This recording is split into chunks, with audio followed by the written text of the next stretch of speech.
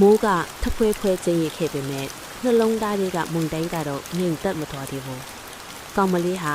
မိုးရေထဲမှာတကိုယ်လုံးရွဲဆိုပြီးအိမ်ကိုပြန်ရောက်လာခဲ့တယ်။အခန်းတကားကိုပိတ်လိုက်ကြတဲ့တပြိုင်နက်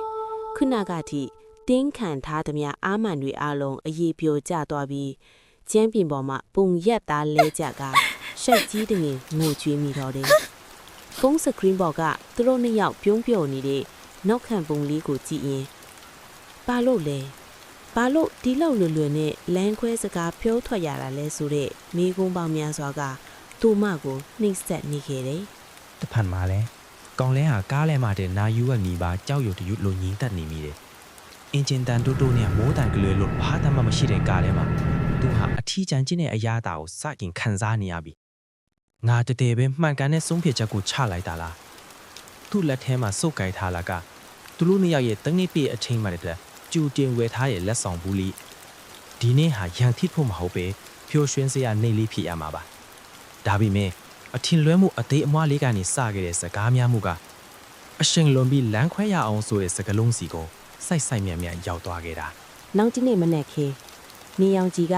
တိတ်ရွက်ဖျားပေါ်ကမိုးရေစက်တွေကိုလာဟတ်နေပြီမယ်သူတို့နှစ်ရအတွက်တော့ကဘာကြီးကမှောင်မိုက်နေတော့မယ်ကောင်မလေးဟာမျက်လုံးတွေမို့အစ်နေတဲ့ကြားတယ်အလုတ်သွားဖို့ပြင်ဆင်ရတယ်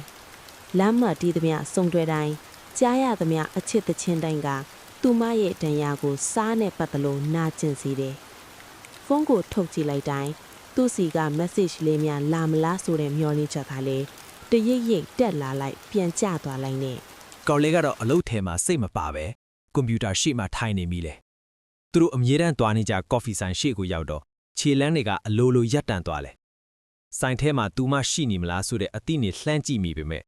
သူမထိုင်နေကြပဒင်းပေါက်ဘေးကခုံးလေးကတော့အေးဆက်စွာလွတ်နေခဲ့တယ်